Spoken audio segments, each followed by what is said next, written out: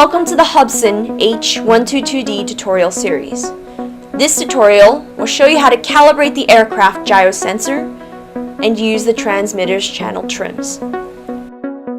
Horizontal calibration.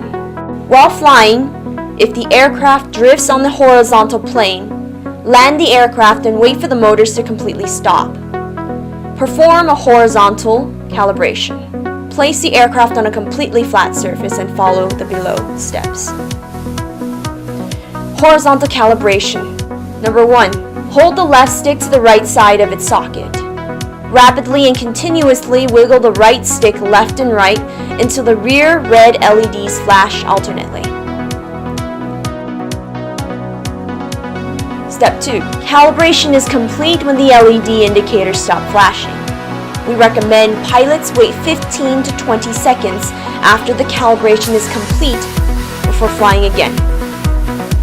Channel trimming. If the aircraft drifts during flight, pilots may also check for uncentered channels and trim appropriately. If the aircraft drifts towards the right, use the aileron trim to trim the horizontal channel towards the left. If the aircraft drifts towards the left, use the aileron trim to trim the horizontal channel towards the right.